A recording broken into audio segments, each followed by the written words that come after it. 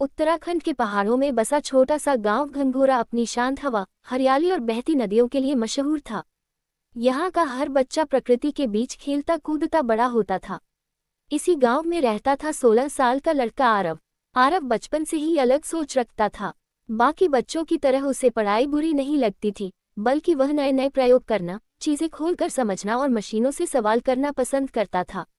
उसका सपना था कि वह अपने गांव के लिए एक ऐसी मशीन बनाए जो बिजली की समस्या को हल कर सके, क्योंकि गांव में हर तीसरे दिन लाइट चली जाती थी और बच्चे रात में पढ़ नहीं पाते थे। आरव के पिता किसान थे और मां घर संभालती थी। आर्थिक स्थिति बहुत मजबूत नहीं थी, लेकिन सपना बड़ा था। पिता कहते, बेटा, सपने देखना अच्छी बात है, पर खाना पीना भी जरूरी है। मगर आरव मुस्कुराकर कह देता, पापा, एक दिन ऐसा आएगा जब ये मशीन हमारे गांव की किस्मत बदलेगी। एक दिन गांव में शहर से इंजीनियर विवेक सर आए। वह सरकार के किसी प्रोजेक्ट पर सर्वे करने पहुंचे थे। आरव ने उनके पास जाकर पूछा, सर, ये मशीन कैसे चलती है? बिजली गांव में क्यों नहीं बराबर मिलती? क्या कोई तरीका नहीं जिससे हम खुद बिजली बना सकें? विवेक पहले तो चौंके, पर फिर मुस्कुराए। उन्हें आरव में एक चमक नजर आई, वह चमक जो हर आविष्कारक की आंखों में होती है। उन्होंने कहा, तुम चाहे 10 बार असफल हो जाओ, बस कोशिश अधूरी मत छोड़ना। हर मेहनत का अपना वक्त होता है। ये वाक्य आरव के दिल पर छप गया। आरव ने पढ़ाई के साथ साथ प्रोजेक्ट पर काम शुरू कर दिया। उसने नदी के बहाव से बिजली बनाने वाली छोटी सी टरबाइन मॉडल बनाने की सोची। उसने पुरानी साइकिल की चेन, टीन के पंखे और लोहे के कबाड़ को जोड़कर एक मॉडल बनाया। पहली बार जब उसने टरबाइन को पानी में रखा, पंखे घूमे, पर बिजली नहीं बनी। गांव के कुछ लोग हंसने लगे। अरे, ये बच्चा क्या क्या कर रहा है, समय बर्बाद कर रहा है। ये सुनकर दिल टूटा, लेकिन माँ ने सिर पर हाथ रखकर कहा, बेटा, जब लोग हंसने लगे, समझ लेना तुम सही रास्ते पर हो। आरव ने दूसरा मॉडल बनाया। इस बार पंखे जोर से घूमे, बल्ब हल्का सा टिमटिमाया भी, लेकिन क्लिप टूट गई और सब गिर पड़ा। इस बार गांव वालों ने कहा, ये तो पागल हो गया है। लेकिन विवेक सर, जो कभी कभी गांव आते, बस इतना कहते, एक असफलता बस दूसरी कोशिश का आमंत्रण है। तीसरी बार आरव ने मॉडल और बड़ा बनाने का सोचा। उसने स्थानीय लोहार, कचरे की दुकान और टीन के बर्तनों का सहारा लिया। रात रात भर काम किया, पर जब परीक्षण का दिन आया, टरबाइन की धुरी टूट गई और पूरा ढांचा नदी में बह गया। आरव वहीं बैठा रो पड़ा। उसे लगा कि शायद लोग सही कहते थे। वह पानी से भीगा, थका हुआ, मन टूट चुका था। पर तभी उसके दादाजी आए।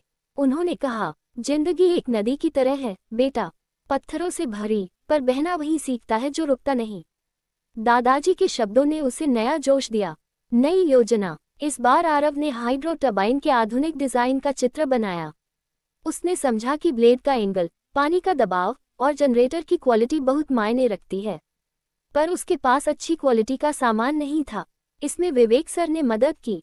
वह शहर से कुछ छोटे छोटे पार्ट्स लाए। आरव उनके साथ घंटों बैठकर सीखता रहा। इस बार मॉडल मजबूत था। पानी का बहाव उसे आसानी से नहीं तोड़ सकता था। सबकी निगाहें। परीक्षण का दिन आया। गांव के लोग जमा हो गए थे। कोई मजे के लिए, कोई जिज्ञासा से, और कुछ लोग बस हंसने के लिए। आरव ने टरबाइन को बहते पानी में रखा। पूरी नजरें उस छोटे बल्ब पर थीं जो उससे जुड़ा था। टरबाइन घूमी, जरा सा कट आया, बल्ब टिमटिमाया, फिर चमक उठा। लोग धीरे धीरे तालियां बजाने लगे। किसी ने कहा, अरे, ये तो सच में जल उठा। आवाज गूंज उठी, हमारे आरव ने कर दिखाया। लेकिन आरव खुश होकर भी चुप रहा। उसे पता था ये बस शुरुआत थी। आरव ने सोचा कि अगर वह एक बल्ब जला सकता है, तो शायद 10 भी। उसने 5 इकट्ठे किए, और थोड़ी मदद मिली हर उस व्यक्ति से जिसका बल्ब घर में पहली बार जला था। धीरे धीरे उसने 2 बड़े टरबाइन बनाए, और एक शाम, जब गांव में लाइट लंबे समय से गायब थी, उसने अपनी बनाई हुई बिजली से 20 घरों में रोशनी कर दी।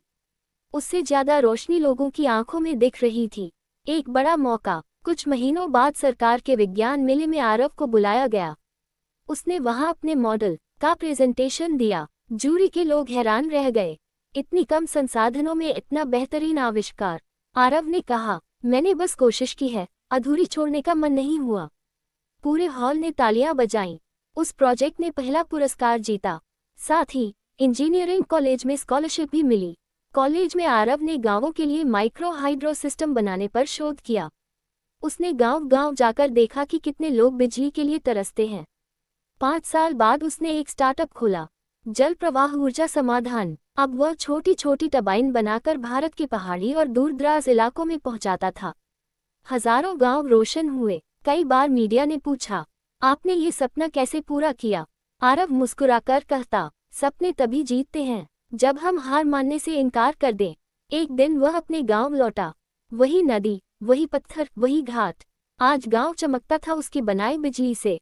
गांव के बुजुर्ग बोले, तुमने न सिर्फ गांव बल्कि सोच की अंधेरी गलियों को भी रोशन कर दिया। आरव ने सिर झुका लिया। उसने अपने पुराने टूटे मॉडलों को देखा जो अब घर के बाहर रखे थे। जैसे वो कह रहे हों, अगर हम नहीं टूटते तो तुम कभी नहीं सीखते। आरव ने नई तकनीकें सीखकर टरबाइन को और बेहतर बनाया। वह दुनिया भर में आमंत्रित होने लगा, लेकिन जहां भी जाता कहता, मेरा असली पदक तो गांव वालों की आंखों की चमक है। नई पीढ़ी। कुछ साल बाद गांव के बच्चे उसके आसपास इकट्ठे होते और पूछते, भैया हम भी कुछ आविष्कार कर सकते हैं। आरव मुस्कुराकर वही लाइन दोहराता, बस कोशिश अधूरी मत छोड़ना। और बच्चों की आंखों में वही आग जलने लगी जो कभी आरव की आंखों में जलती थी। कहानी का संदेश, असफलता अंत नहीं, अगली कोशिश की सीढ़ी है। हंसी उड़ाने वाले मिलेंगे, लेकिन उनकी बातें ईंधन बनाकर आगे बढ़ो। सपनों की भूख पूंजी नहीं, धैर्य मांगती है। लक्ष्य बड़ा हो तो रास्ते खुद बनते हैं। अंतिम पंक्तियां, जब तुम असफल होते हो दुनिया कहती है छोड़ दो, लेकिन जब तुम सफल होते हो दुनिया कहती है हमें पता था तुम करोगे।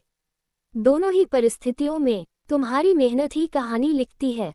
ये कहानी से आपको सीख मिली हो तो वीडियो को लाइक अवश्य करें और ऐसी कहानी सुनने के लिए हमारे इस चैनल को सब्सक्राइब अवश्य करें।